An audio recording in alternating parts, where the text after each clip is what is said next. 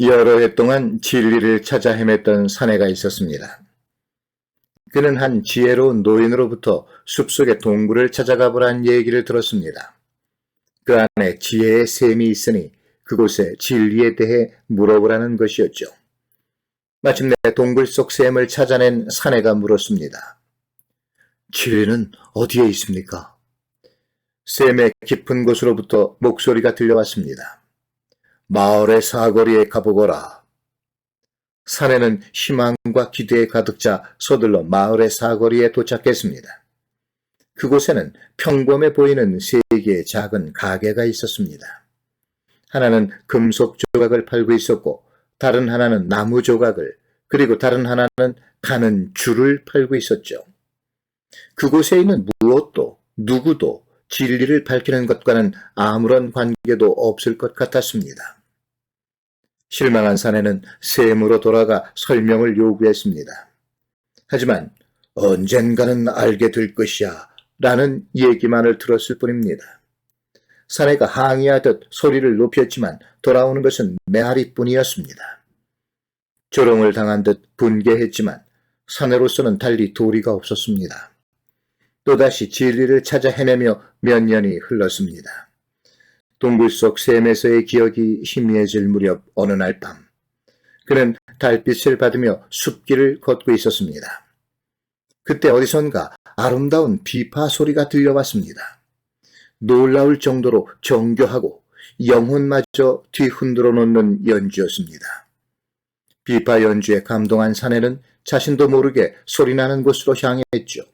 그리고 연주자의 손가락이 악기의 줄 위에서 시원란하게 춤추는 모습을 멍하니 바라보았습니다.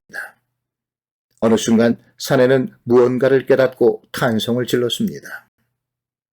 그 악기는 줄과 나무 그리고 금속 조각으로 만들어진 것이었습니다. 그 모두는 오래전 마을의 사거리 상점에서 팔던 그 하찮은 것들이었습니다. 마침내 그는 샘의 메시지를 이해했습니다. 우리는 이미 우리에게 필요한 모든 것을 가지고 있습니다.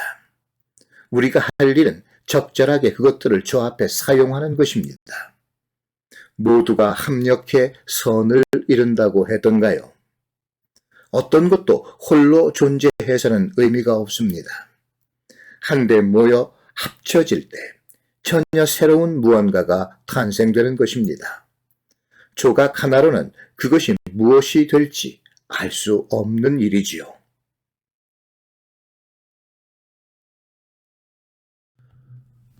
어느 작은 왕국에 현명한 노인이 살았습니다. 어느 날 그는 궁정을 찾아 어린 왕자에게 인형 3개를 선물로 주었습니다. 왕자는 노인의 선물을 받고는 기분이 상해 말했죠. 제가 무슨 여자애인가요? 인형을 갖고 놀지는 않는다고요. 그러자 노인은 이렇게 말했습니다. 그것은 미래의 왕께 드리는 겁니다. 자세히 보세요. 인형마다 귀에 작은 구멍이 나 있을 겁니다. 그리고는 왕자에게 작은 끈을 하나 주었습니다. 이 끈을 그 구멍에 넣어보세요. 호기심이 생긴 왕자가 인형 하나에 끈을 밀어 넣었습니다. 그러자 그 끈은 다른 쪽 귀로 빠져나왔습니다. 그것을 본 노인이 말했습니다. 그것이 첫 번째 종류의 사람들이에요. 왕자님의 말을 한 귀로 듣고 한 귀로 흘려버리지요. 왕자가 두 번째 인형에 끈을 넣자 이번에는 그것이 입으로 나왔습니다.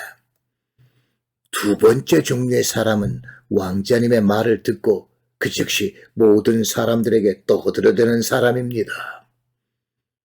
마지막 인형에서 끈은 어느 곳으로도 나오지 않았습니다. 그 인형은 왕자님의 말을 절대 누구에게도 발설하지 않는 사람을 나타내지요. 그는 모든 것을 자기 마음속에 가둬놓고 있답니다. 왕자는 알겠다는 듯이 고개를 끄덕이며 물었습니다. 그럼 그 3종류의 사람 가운데 어떤 사람이 가장 좋은 사람인가요? 노인은 대답 대신 다른 인형 하나를 왕자에게 내밀었습니다. 왕자는 그 인형에 다시 끈을 넣었죠. 끈은 첫 번째 인형처럼 다른 귀로 나왔습니다. 노인은 다시 넣어보라고 말했습니다. 두 번째 끈은 입으로 나왔고 세 번째 시도에서는 어느 곳으로도 나오지 않았습니다. 마침내 노인이 왕자를 향해 말했습니다. 그런 사람이 가장 좋은 사람입니다. 신뢰할 수 있는 사람이란 언제 듣지 말아야 하고 언제 침묵해야 하며 언제 입을 열어야 할지를 아는 사람입니다. 남의 얘기를 건성으로 듣는 사람은 예의가 없는 사람입니다. 들은 얘기를 여기저기 옮기는 사람은 가벼운 사람이죠. 무슨 말을 들어도 입을 다물고 있는 사람은 과묵하다고는 해도 속을 알 수 없는 사람입니다. 노인의 말처럼 상대의 이야기를 흘려들어야 할 때를 아는 사람은 현명한 사람입니다. 필요할 때 남의 말을 있는 그대로 다른 사람에게 전할 줄 아는 사람은 친절한 사람입니다. 할 말을 해야 할 때 두려워하지 않는 사람은 용기 있는 사람입니다.